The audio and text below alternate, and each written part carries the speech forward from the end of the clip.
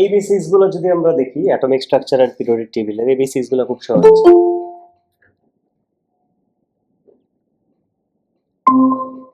আসসালামু আলাইকুম স্যার। ওয়ালাইকুম আসসালাম।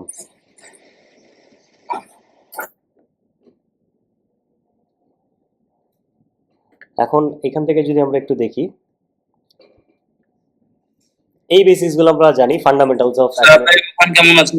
হ্যাঁ, কেমন আছেন স্যার? একটু বেটার বেটার বেটার। আমি একটু লেকচারটা শুরু করে দিছি, তুমি লেকচারটা ঢুকে যাও। সো আচ্ছা ঠিক আছে।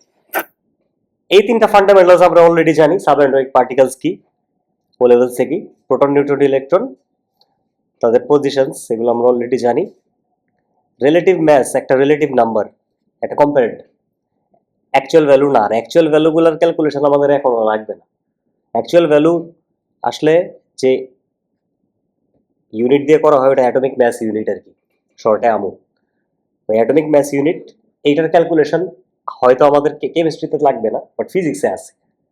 যাদের ফিজিক্স আছে তারা এটা ফেস করবে, ওই অ্যাটমিক ম্যাস ক্যালকুলেশন আর কি। Real mass, real atomic mass calculation হচ্ছে ফিজিক্সে। আমরা দেখবো রিলেটিভ ম্যাস। এখন রিলেটিভ ম্যাস, এই ভ্যালুটা একটা আরবিটারি ভ্যালু, মানে এটার ভ্যালুটা ভ্যারি করতে পারে। এটা 1/1840 হতে পারে, 1/1836, 1/2000, ইট ভ্যারিজ। বুঝে নিচ্ছি আমরা যে প্রোটন, নিউট্রন এই দুটার ম্যাস রিলেটিভলি একদম সেম। আর কম্পেয়ার টু দিস টু, ইলেকট্রনের ম্যাস অনেক কম। চার্জ যদি আমরা হিসাব করি, দ্য প্রোটনস পজিটিভ রিলেটিভলি এক করে করে, ইলেকট্রন রিলেটিভলি এক করে করে মাইনাস। বাট এটা কিন্তু ট্রু ইলেকট্রনের চার্জ না, এটা হলো রিলেটিভ চার্জ, ট্রু না কিন্তু জিনিসটা। আর নিউট্রন হ্যাজ নো চার্জ, ঠিক আছে। প্রোটন নিউট্রন পেয়ারটা থাকে ইলেকট্রনে, সরি, যে নিউক্লিয়াসে, নিউক্লিয়ন বলে আর কি। এই দুটা পার্টিকেলকে একসাথে নিউক্লিয়ন বলে। এগুলো আমাদের বেসিক্স ও লেভেলসের জিনিস, এটা ও লেভেলসের জিনিস। সিম্পল আইডেন্টিফাই করে, এগুলো খুব ও লেভেলসের বেসিক জিনিস, এগুলো আমাকে নতুন করে বোঝানোর কিন্তু কিছু নাই, ঠিক আছে। কম্পেয়ারিং দ্য মানে দিস ইনফরমেশন অফ আইসোটপস, আইসোটপসের ডেফিনেশনটা আমাদের জানা আছে ও লেভেল থেকে। Just like from O levels, same atoms যাদের proton number same but neutron number আর ডিফারেন্ট, ঠিক আছে, এটা আইসোটপস বলে। এখন the thing is, relative isotopic mass টার্মটা হচ্ছে নতুন, রাইট। আমরা জানতাম কি relative atomic mass, relative atomic mass ওয়ার্ডটা আমরা জানতাম, আইসোটপিকটা কিন্তু জানতাম না। এই relative atomic mass, so it's an atomic mass which is a relative number. তো এটা একটা average calculation from all the isotopes of an element.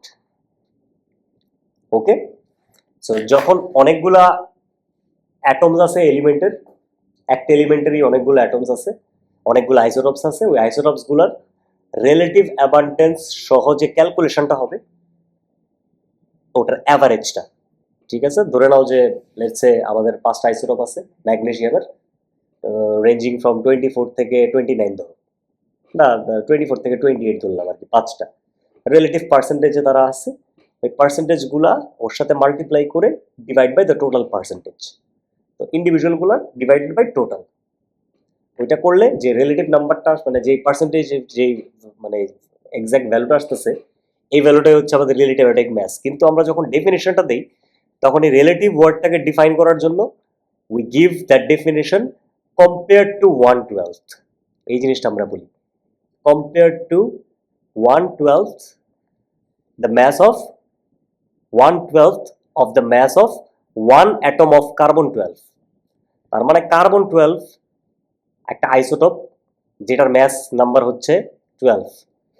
So carbon 12 এর আইসোটোপের ম্যাস নাম্বার হচ্ছে 12, ওইটার 1/12 পোর্শনের সাথে মাল্টিপ্লাই করা হয়েছে সব ভ্যালু।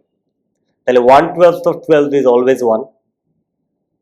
এই হিসাব যদি আমরা ধরি, মানে এই রিলেটিভ অ্যাটমিক ম্যাসটা কার্বন 12 আইসোটোপের সাথে কম্পেয়ার করা, সবার এই নাম্বারটা সবার কম্পেয়ার করা, বিকজ আদারওয়াইজ আমরা কোনো স্ট্যান্ডার্ড রেফারেন্স পাচ্ছি না। ক্যালকুলেশনের রেফারেন্সটি হচ্ছে কার্বন 12 এর 1/12 ম্যাস, ঠিক আছে।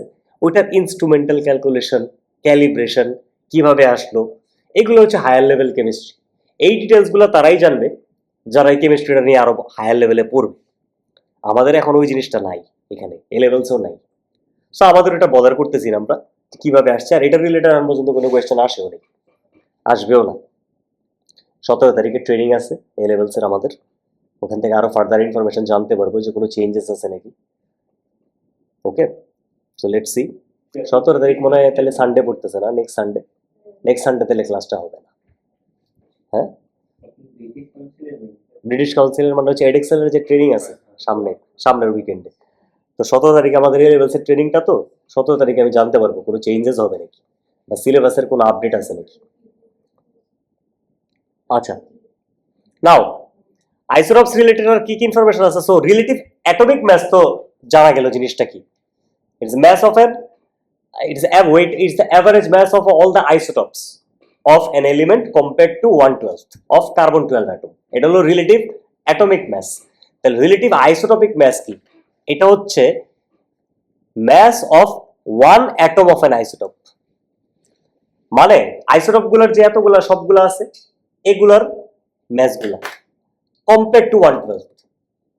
মানে চিন্তা করো, ধরো আইসোটপ আছে, একটা আইসোটপ আছে 24, এই যে 24টা যে 24 অথবা 24টার ম্যাসটা কতটুকু, 1/12 কার্বন 12 এর সাথে এই 24 আইসোটপটার ম্যাসটা কতটুকু, এইটাই হচ্ছে রিলেটিভ আইসোটপিক ম্যাস। যেমন এখানে এরকম হইতে পারে, এমন হইতে পারে যে লিথিয়াম 6 অ্যাটমস এর অ্যাকচুয়াল ম্যাসটা 6 না, লিথিয়াম 6 অ্যাটমস এর অ্যাকচুয়াল ম্যাসটা 6 না, হইতে পারে 6.015। এই যে নাম্বারটা পাইলাম, this is relative isotopic mass. এটা যদি ওরা গিভেন মেনশন করে থাকে, if it is relative isotopic mass. 1 minute, hello, জি জি জি,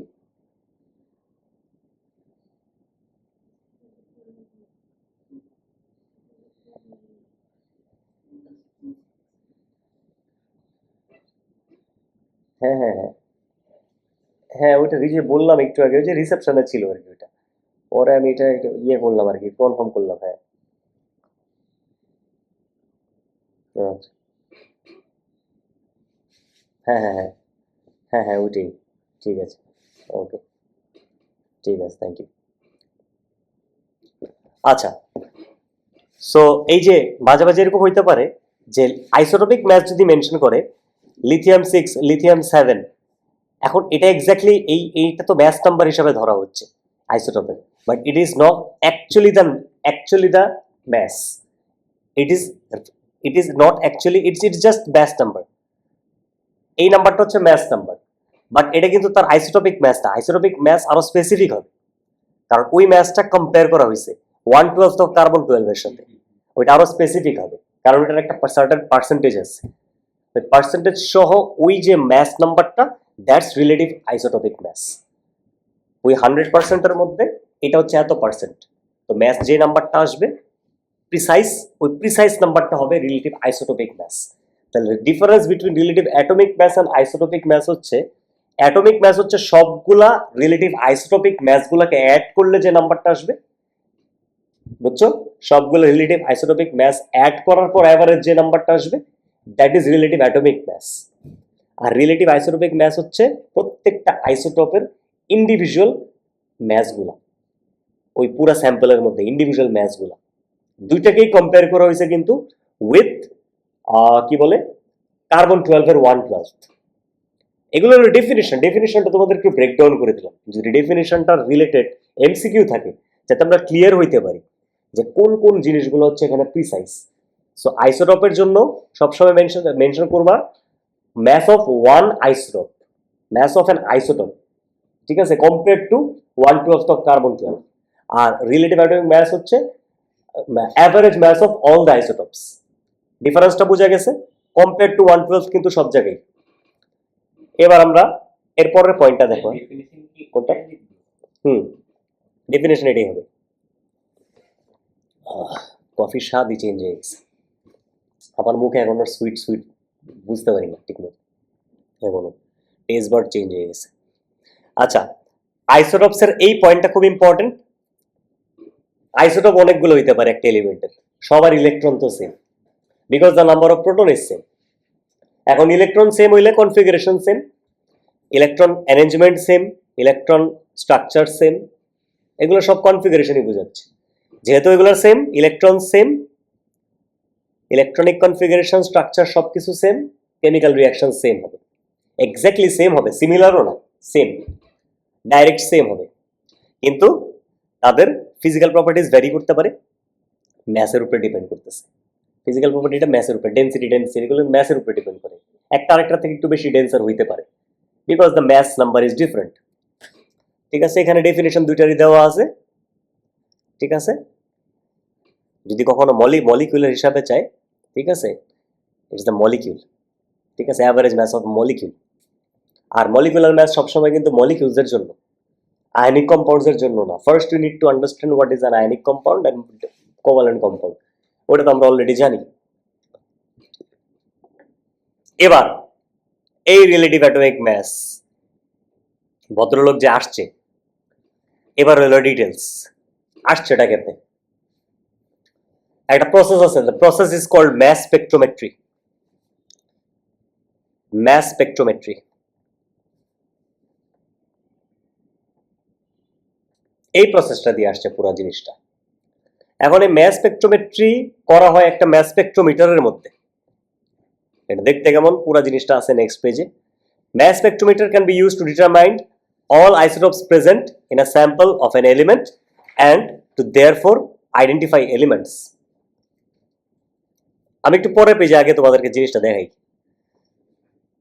এবার আমরা একটু যদি নোটিস করি, আমরা যদি জিনিসটা একটু নোটিস করি, we can see একটা ইনস্ট্রুমেন্ট যেখানে there is sample injection,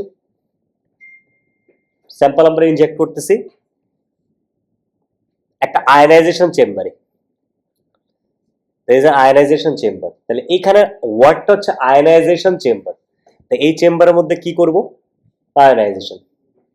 ঠিক আছে, পারপাস হচ্ছে আমাদের এখানে আয়নাইজ করা। এখন আয়নাইজ তাকেই করা যায়, ওই স্যাম্পলকেই করা যায় যেই স্যাম্পলটা অলরেডি গ্যাস হয়ে গেছে। তো ফার্স্ট কাজ হচ্ছে actually, the first step is to turn everything into gas. That can be called atomization or vaporization. যেই স্যাম্পলটা আমরা দিব, এটা একটা মলিকিউল হইতে পারে, এটা একটা এলিমেন্ট হইতে পারে, কম্পাউন্ড হইতে পারে, যাই দিবা তাকে গ্যাসিয়াস অ্যাটমসে কনভার্ট করে ফেলবে সে। This process is vaporisation or atomisation. তার মানে আমি ধরো একটা এলিমেন্ট দিলাম এক্স, সাপোজ একটা এলিমেন্ট দিলাম সিম্পল এক্স, এক্স ছিল solid, the x solid will turn into x gas, vaporisation হয়ে গেলে কিন্তু তারপরে সে চলে গেল, এই ভ্যাপোরাইজড স্যাম্পলটা অলওয়েজ ভ্যাপোরাইজ থাকবে। ভ্যাপোরাইজ স্যাম্পলটা চলে গেল কোথায়?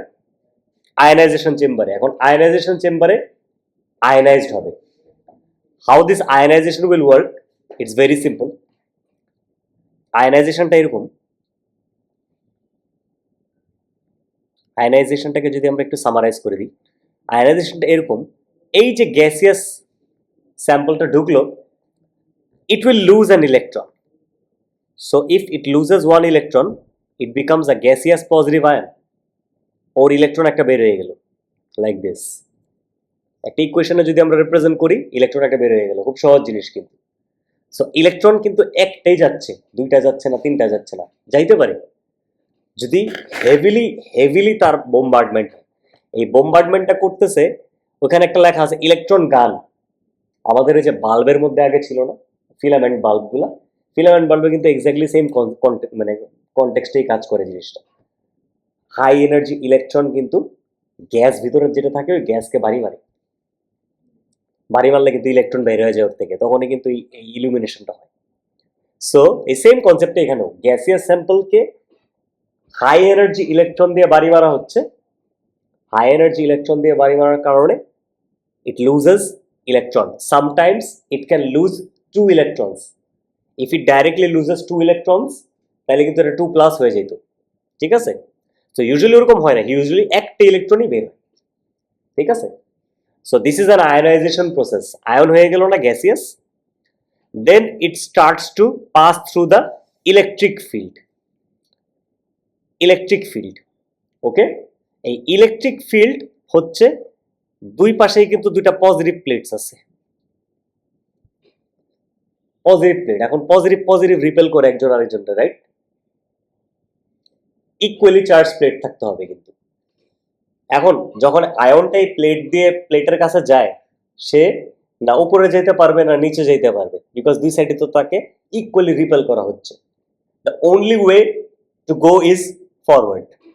তার কোনো ওয়ে নেই কিন্তু, সে ফরওয়ার্ডই যাইতে হবে, কারণ সে পিছে যাইতে পারবে না, পিছে অনেক এনার্জি, ওই এনার্জি তাকে পুশ করতেছে সামনে যাও। So this leads to acceleration, ঠিক আছে? এটা নেগেটিভ হইতে পারে, প্লেটগুলো নেগেটিভও দিতে পারো দুটা, সে পজিটিভও দিতে পারো, দুটা নেগেটিভও দিতে পারো। সো ইলেকট্রিক ফিল্ড কি করায়? অ্যাক্সেলারেশন। থার্ড প্রসেসটার নাম কি তাহলে? অ্যাক্সেলারেশন। অ্যাক্সেলারেশন,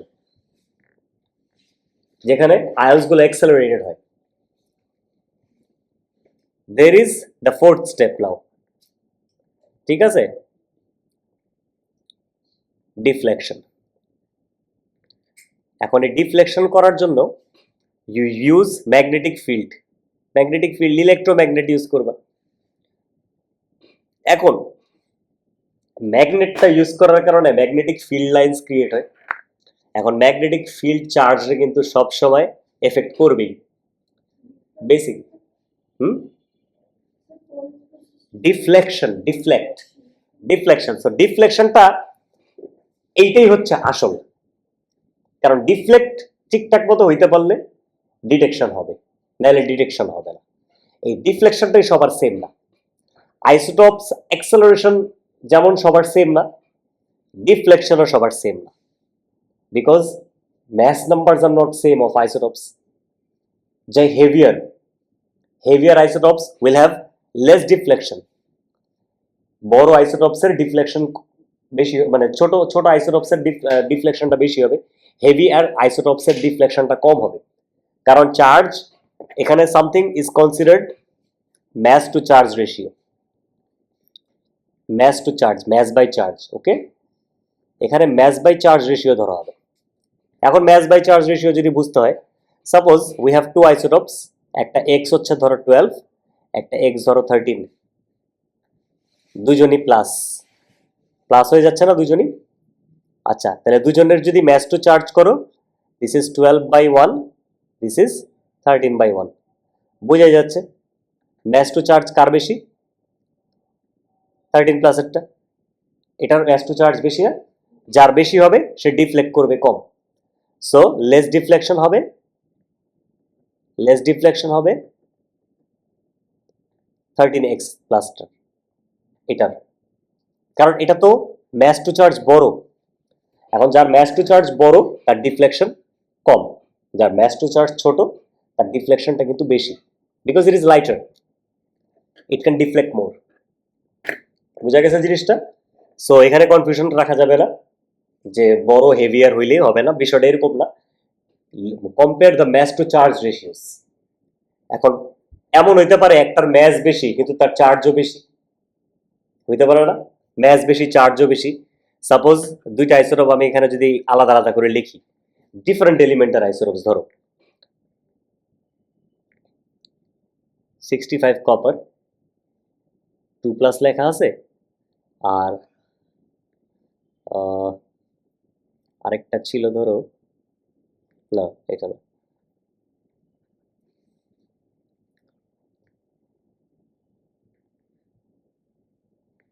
সিলিকন প্লাস লেখা আছে একটা, আর ওইটা হচ্ছে ধরো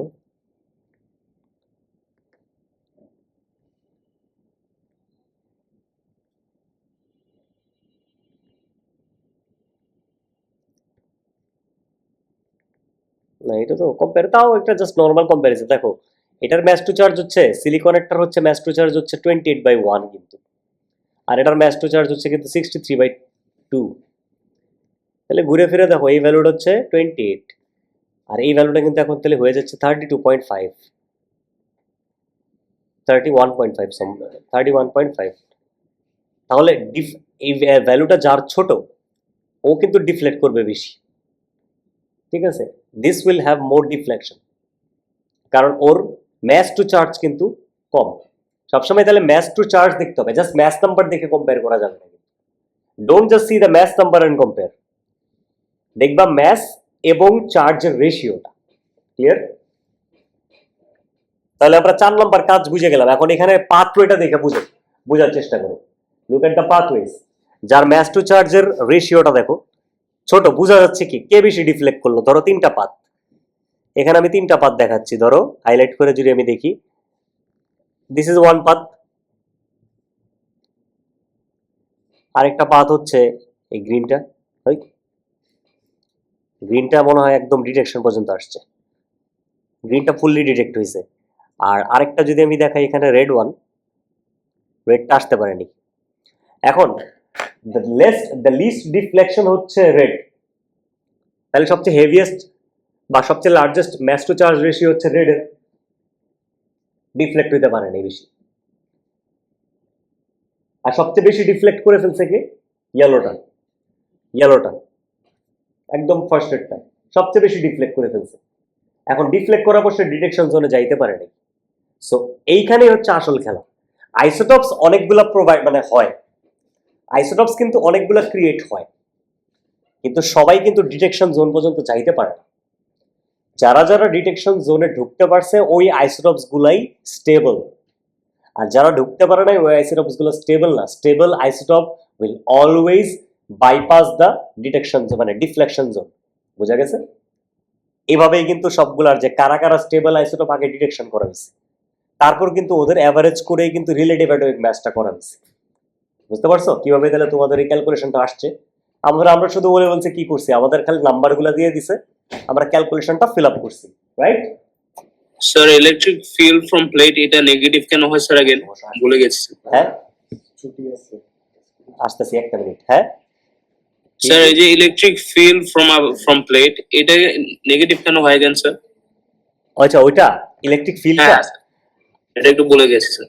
আচ্ছা, এটা নেগেটিভ দুটো, তুমি যদি দুটো নেগেটিভ চার্জ এখানে দাও, ইলেকট্রিক প্লেট নেগেটিভলি চার্জ দাও, ইকুয়াল চার্জ দিতে হবে, ঠিক আছে? এটা নেগেটিভ টার্মিনালের সাথে লাগানো দুইটা ব্যাটারির।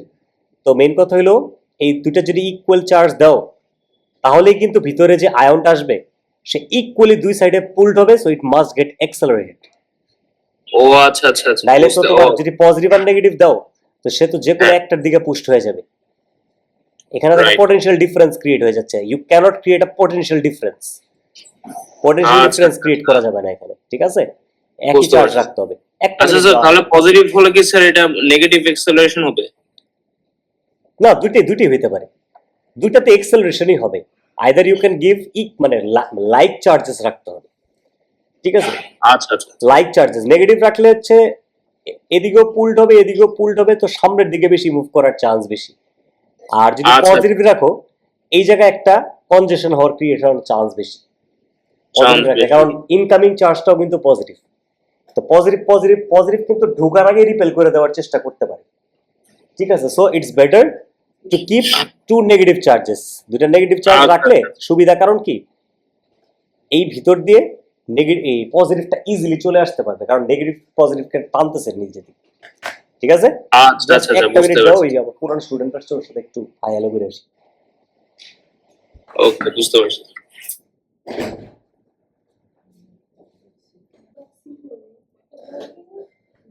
আরে তোমার স্ক্রিন রেকর্ড হইতেছে, সাউন্ড রেকর্ড হইতেছে।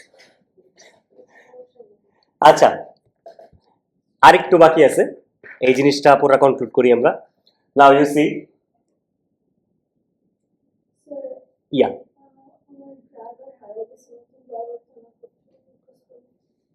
কি করবে? বলো বলো বলো বলো। একটি হারানো বিজ্ঞপ্তি, একটি হারানো বিজ্ঞপ্তি, আমরা মাইকিং করতে পারবো।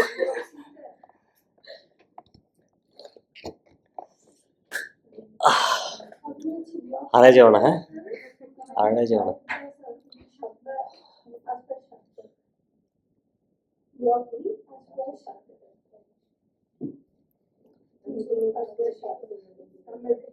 এই তামজিদ, জি স্যার। কি অবস্থা বলো? আমার তো কি অবস্থা স্যার? আপনার কি অবস্থা আগে এটা বলেন। আপনার কি কি হয়েছে স্যার আপনার? আমার আমার না আমার জি স্যার। হয়েছিল চিকুনগুনিয়া হয়েছে। হায় হায় হায়, কি বলেন কি স্যার? ডেঞ্জারাস। হায়। You will just have to lie flat on the bed and hope যে আর ব্যথা করিস না। আচ্ছা, এনিওয়েজ হয়েছে ড্রাইভার আসছে মানে জানছে। আচ্ছা, নাও দ্য থিং ইজ, এই পুরা প্রসেসটার লাস্ট পার্ট হচ্ছে ডিটেকশন। তার মানে যেই আইসোটপস গুলো আমরা এতক্ষণ পর্যন্ত কি করলো, আইসোটপস আসলে সব আইসোটপস ভেপোরাইজড হইলো, গ্যাস হইলো, ওই গ্যাসিয়াস স্যাম্পল থেকে গ্যাসিয়াস অ্যাটমস গুলো আয়নাইজেশন হইলো, আয়নাইজড হয়ে পজিটিভ আয়ন্স হইলো, এবং এই পজিটিভ আয়ন্স গুলো এক্সেলারেটেড হইলো, ইলেকট্রিক ফিল্ড দিয়ে গেল, ম্যাগনেটিক ফিল্ডের কাছে গিয়ে ডিফ্লেক্ট হইলো, কিন্তু সবাই ডিটেকশনে যাইতে পারে নাই। যেই কয়টা আইসোটপ ডিটেকশনে যাবে ওর ম্যাচ নাম্বার সহই তো গেছে, বা ম্যাচ টু চার্জ নিয়েই তো গেছে। ওই ম্যাচ টু চার্জের নাম্বারে একটা ডিটেকশন পয়েন্ট আসবে, একটা লাইন আসবে। That line is an indication যে ইউ হ্যাভ বিন ডিটেক্টেড। এখন এখানে আবার কয়েকটা জিনিস আছে, এইটা আবার কি মাঝখান দিয়ে, এটা আবার কি, এটা তো থাকার কথা না, এটা কাহিনীটা কি? এটা ভ্যাকুয়াম পাম্প। এখন মজার জিনিসটা হচ্ছে ভ্যাকুয়াম পাম্পের কাজটা কি। এখন কিছু কিছু কিছু কিছু অ্যাটমস আছে যাদের আয়নাইজেশন হয় নাই, তারাও তো চলে আসতেছে। এখন তারা যারা চলে আসতেছে তারা তো একদিক দিয়ে এক্সিট করতে হবে, they have to be passed out. This is the place to which it is passed out. Vacuum পাম্পটা দিয়ে তার সেপারেশন করা হয়।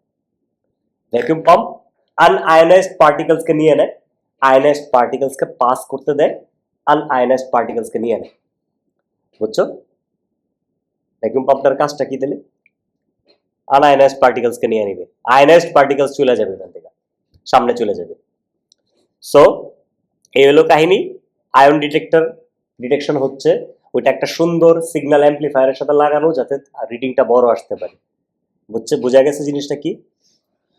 সিগন্যাল ধরো তো তুমি এভাবে সাউন্ড করলাম, এটা একটা অ্যাম্পলিফায়ার কি করবে, বড় একটা সাউন্ড বাইর করবে না জিনিসটা। সো সিগন্যালটার ইন্টেন্সিটিটা বাড়ানোর জন্য অ্যাম্পলিফায়ার।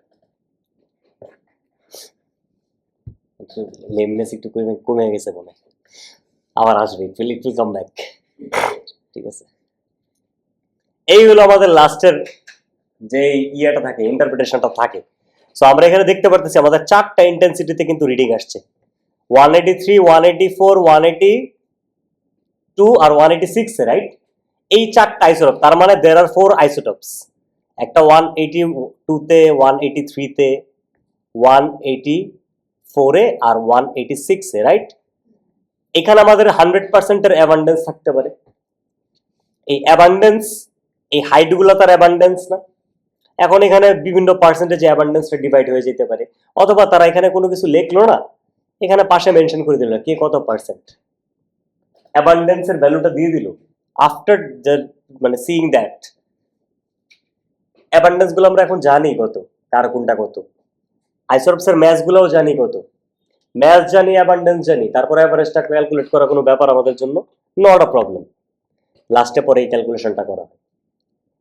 এবং এখানে আমাদের একটু পরে পেজে, এবার আমরা একটু শুরুর পেজটার লাস্ট পার্টে দেখো, ফার্স্ট পেজের লাস্টে দেখো, এই যে রিলেটিভ অ্যাটমিক ম্যাচের কাহিনীটা দেখো। এবার সি দা ফার্স্ট পেজ নাও। এই যে এখানে আমার ম্যাগনেসিয়ামের তাহলে কয়টা আইসোটপ পাওয়া গেল? 3টা stable, 3 stable isotopes. Okay, so this are the 3 stable isotopes. এই হইলো কাহিনী। এই 3টা আইসোটপ পাওয়ার পর প্রত্যেকটার অ্যাবান্ডেন্সের পার্সেন্টেজ গুলো এখানে মেনশন করেই দিছে। না মেনশন করলে তোমরা কি করতা?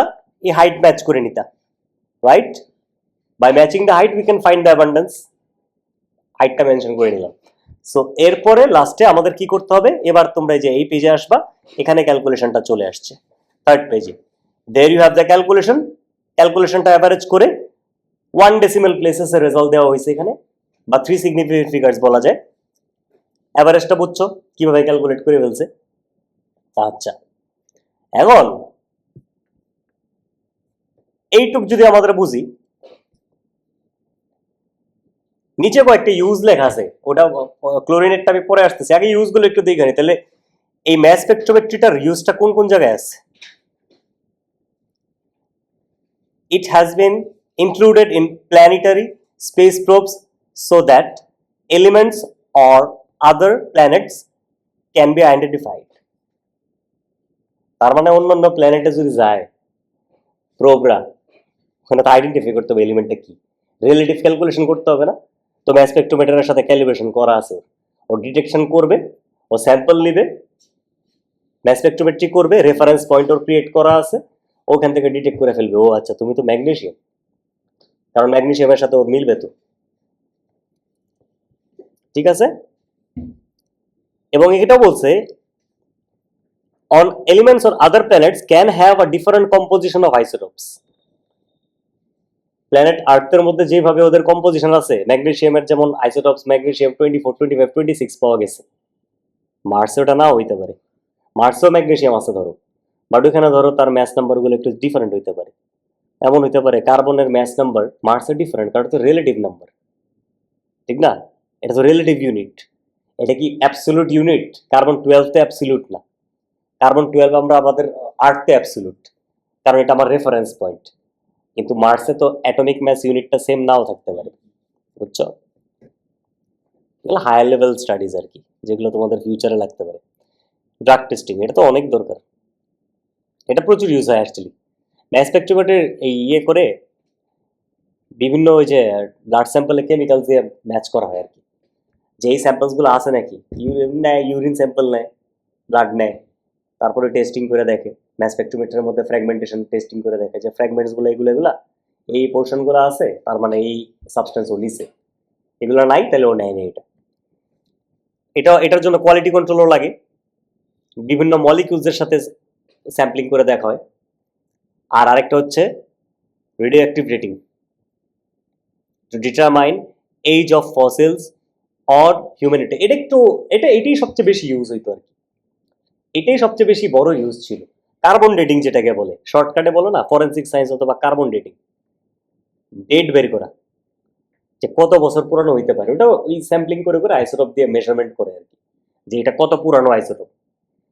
আর আরেকটা এটা হাফ লাইফ দিকে একটা জিনিস আছে, ওগুলো অ্যাডভান্স ইনস্ট্রুমেন্টই করে এখন, আমাদের তো আর এটা কাজ করতে হয় না, ইনস্ট্রুমেন্ট দিয়ে আমরা রিডিং দিয়ে ইন্টারপ্রিটেশন করে দিই। সো এগুলো হলো মেজর ইউজ এই ম্যাস স্পেকট্রোমেট্রি। সবচেয়ে বড় মেজর ইউজ হচ্ছে এলিমেন্ট আইডেন্টিফিকেশন, শুধু এলিমেন্ট না, অর্গানিক কম্পাউন্ড আইডেন্টিফিকেশন, এটার মধ্যে এই ম্যাস স্পেকট্রোমেট্রি অনেক ইম্পর্টেন্ট একটা পার্ট প্লে করে। এখন অর্গানিক কেমিস্ট্রির ম্যাস স্পেকট্রোমেট্রিটা এই যে পাশে একটা দেওয়া আছে দেখো, বিউটেন লেখা আছে, স্পেকট্রা ফর C4H10 লেখা, যেটা এটা হচ্ছে বিউটেনেরটা, এটা হচ্ছে একটা অর্গানিক কম্পাউন্ডের, কিন্তু ওইটা আমাদের ইউনিট 1-এ নেই, ওই পার্টটা আমার ইউনিট 2-তে, ঠিক আছে? সো এটা ইউনিট 1-এর পার্ট না, এটা unit 2 Spectra analysis of organic chemistry হচ্ছে ইউনিট 2-তে।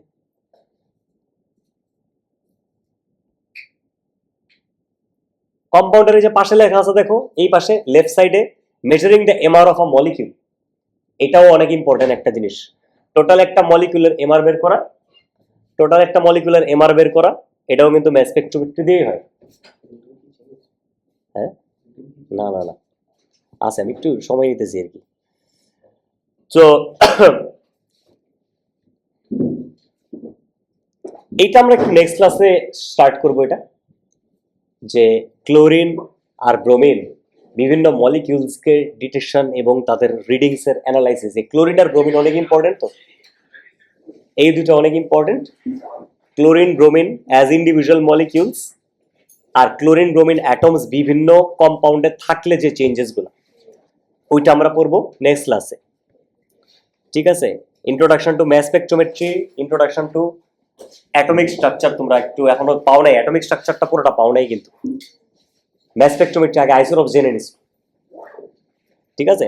সো নেক্সট ক্লাস আরো ডিটেলস হবে, এরপরে হবে তোমাদের কনফিগারেশন, বদলায় ফেলতে হবে আগের নিয়ম, 282 283 এসব চলবো না। হ্যাঁ, কোড ওয়ার্ডে কথা বলতে হবে, 1:2 2:2 2p6 এইভাবে কোড ওয়ার্ডে বলতে হবে। হ্যাঁ,